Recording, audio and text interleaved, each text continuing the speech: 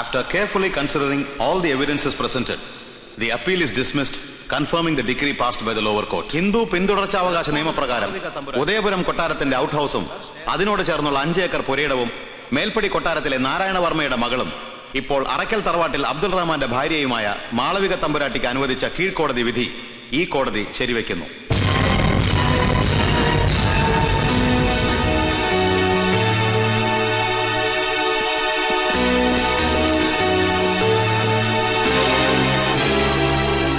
സൂചി കുത്താൻ ഇടം കിട്ടി. ഇനി നമ്മൾ നൊഞ്ഞു കയറി കൊട്ടാരം മൊയ്മം പിടിച്ചടക്കും. ആലംബന. അതെന്താ കൊച്ചാപ്പ? നമ്മൾ ആലംബനാണെന്ന് പറഞ്ഞാൽ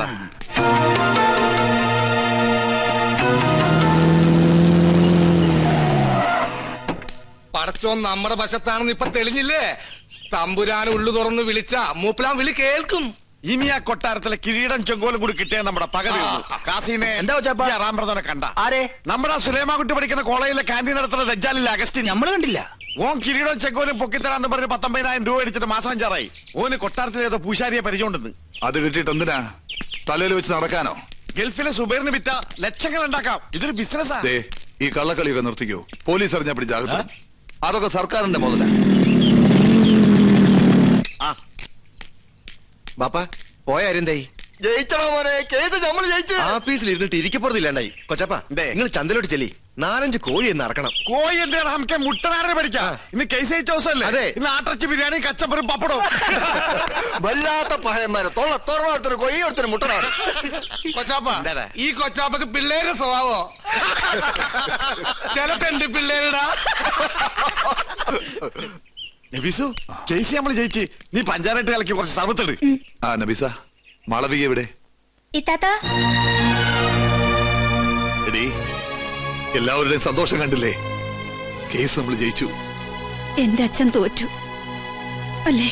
കണ്ട തന്തേനെയും ബന്ധുക്കളെ ഇപ്പോഴും മറക്കാൻ കഴിയില്ലെന്ന് മനസ്സിലായില്ലേ? ഇതാണ് രക്തബന്ധം എന്ന് വെച്ചാല്.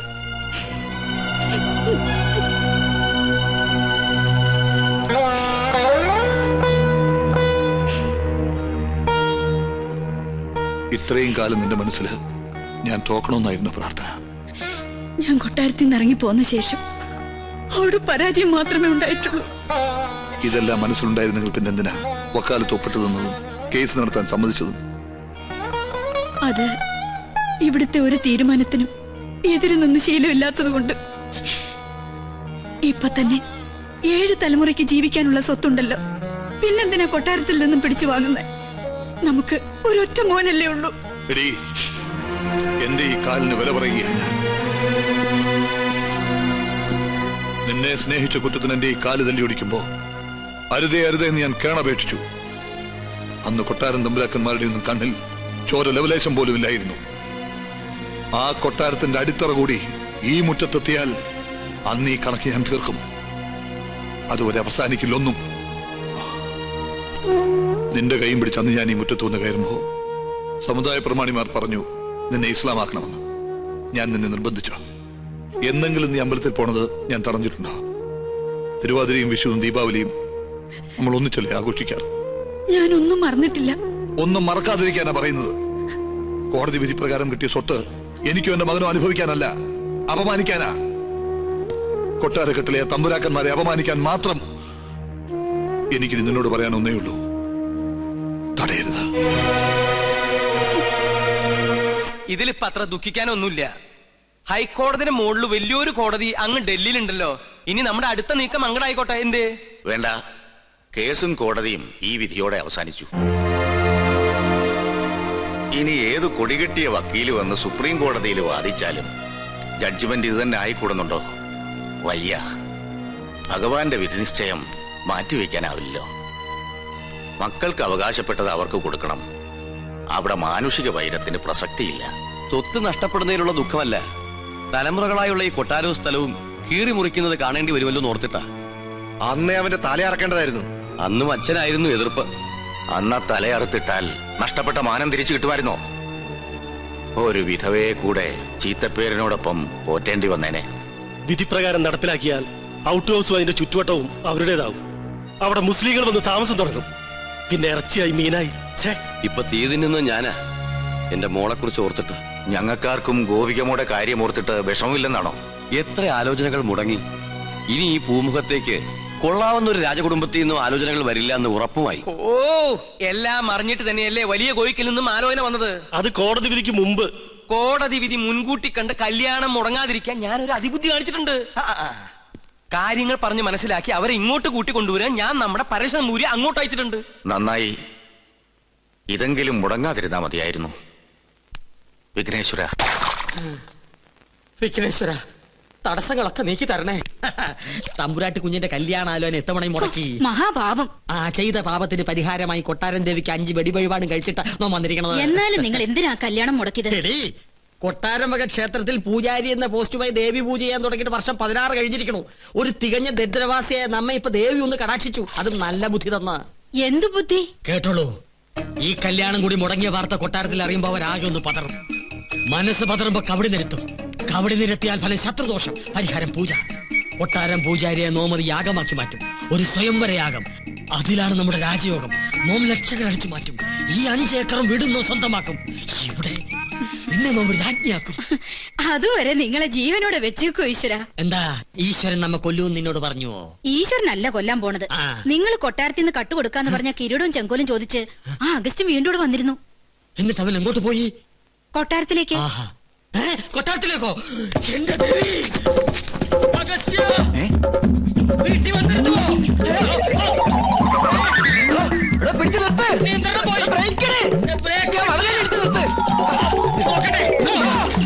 കുഴിയാണല്ലോ.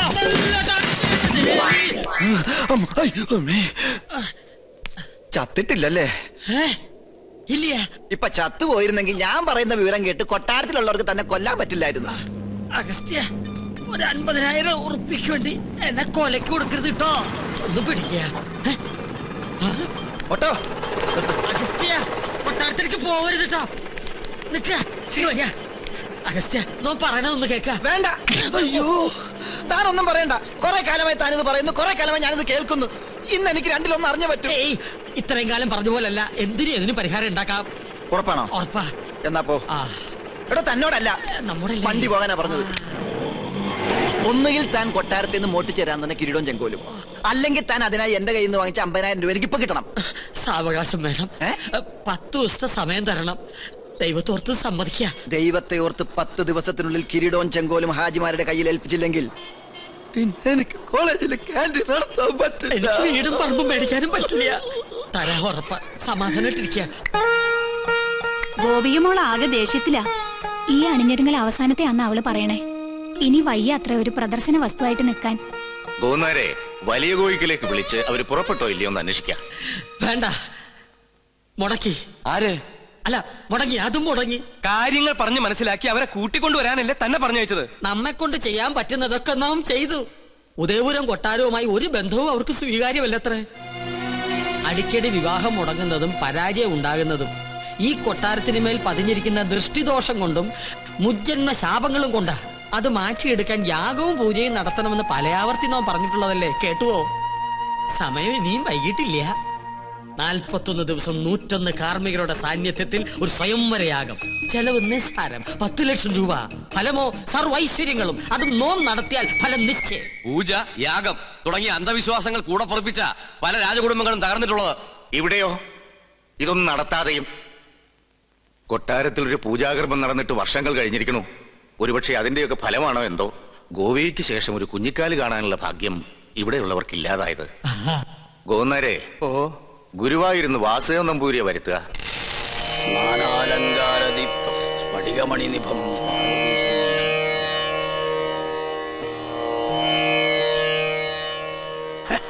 യാഗത്തിൽ ഫലസിദ്ധി കാണുന്നു. കർമ്മങ്ങൾ തീരും മുമ്പ്, അതായത് 41 നാൾക്കകം കന്യകയ്ക്ക് വരനെ കണ്ടെത്താനാവും. അപ്പൊ നാം മുൻകൂട്ടി പറഞ്ഞ് തെറ്റില്ല. യാഗം നാം ഗംഭീരാക്കി തരാം. പക്ഷെ ഒരു കുഴപ്പമുണ്ട്. എന്താ? യാഗത്തിന്റെ വിജയസാധ്യത അതിന് നേതൃത്വം കൊടുക്കുന്ന കർമ്മിയുടെ ദേവപ്രീതിക്ക് അനുസരിച്ചായിരിക്കും. ദേവപ്രീതി നമുക്ക് വളരെ കൂടുതലാ. അത് തിരുമേനിക്ക് നോക്കിയാ അറിയാൻ പറ്റും. നോക്കാം. എന്താ പേര്? പരശുരാമൻ നമ്പൂതിരിപ്പാട്. പാട് വേണ്ട, പരശു നമ്പൂരി നോക്കിയാ മതി. ഓ, നക്ഷത്രം ഉണ്ടാ? ഉണ്ട്. വേണമെന്നില്ല. അതൊന്നും ഉണ്ടാവില്ല.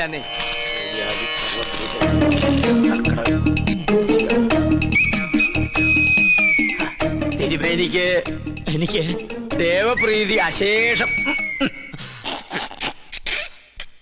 ഒന്നുകൂടി നോക്ക, ഒരല്പമെങ്കിലും കാണാതിരിക്കില്ല.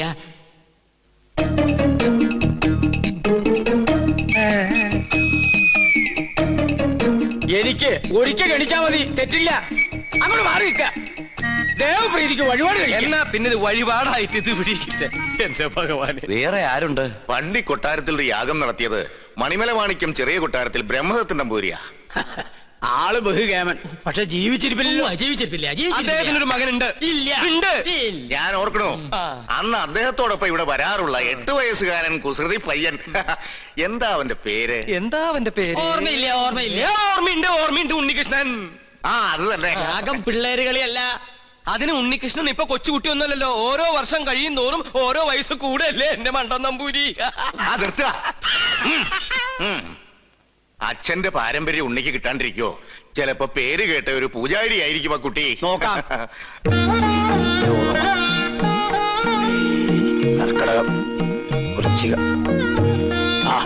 ഇതിനു മേൽ മറ്റൊന്നും കാണുന്നില്ല. അത്രയ്ക്ക് കേമം. ഒന്നുകൂടി ആലോചിച്ചിട്ട് വേണ്ട. പോന്നേരെ ഉടനെ ഉണ്ണിയെ കൊട്ടാരത്തിൽ എത്തിക്കണം. അമാന്തിക്കണ്ട, പുറപ്പെട്ടോളൂ. ഗൗളി ചലച്ചു. വടക്ക് കിഴക്ക്. ആളെ കണ്ടെത്താൻ ഇത്തിരി പ്രയാസപ്പെടും. അപ്പൊ പിന്നെ പോണോ? പോണം.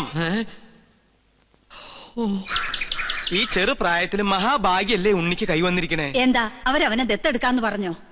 എന്റെ മുത്തശ്ശി, കൊട്ടാരത്തിൽ വലിയൊരു യാഗം നടക്കാൻ പോവാ. പ്രശ്നവശാൽ തലപ്പത്തിരിക്കാനുള്ള യോഗം ഇവിടുത്തെ കുട്ടിക്ക് എത്രേ. കേട്ടപ്പോ സന്തോഷായി. കേട്ടാ. പക്ഷെ പൂജാകർമ്മങ്ങളിൽ അവന് താല്പര്യമില്ല. അതെന്താ അങ്ങനെ? സംഗീത ജ്വരം പിടിച്ചിരിക്കല്ലേ. ഏട്ടൻ വളയഞ്ചേർങ്ങര സംഗീത കോളേജ് പഠിക്കുക. അവിടെ ഒരു ലോഡ്ജിലെ താമസം. ആളെ കണ്ടെത്താൻ ബുദ്ധിമുട്ടും. അത് ഗൗളി ചലിച്ചപ്പോ മനസ്സിലായി. ഏത് കോളേജിലാന്നാ പറഞ്ഞത്? വളയഞ്ചേർങ്ങര. എന്റെ മോള് പഠിക്കുന്നത് അവിടെയാണല്ലോ. ദൂരത്തിരി കൂടുതലാ. ഒരു 12 മണിക്കൂർ യാത്രയുണ്ട്. സാരില്ല, പുറപ്പെടുകയായി. ഉണ്ണിയെ ഞാൻ അവിടെ നിന്ന് പൊക്കിക്കോളാം. പൊക്കാന്ന് പറഞ്ഞാ കൂട്ടി കൊണ്ടുപോകാന്നർത്ഥം. ഇനി എന്താവശ്യത്തിനും തൃക്കേശ്വരം ഉദയപുരം കൊട്ടാരത്തിലേക്ക് ആളെ പറഞ്ഞയച്ചാ മതി. ഉണ്ണികൃഷ്ണൻ അവിടെ ഉണ്ടാവും. യാഗം ഉടനെ തുടങ്ങണേ. എന്നാ വരട്ടെ.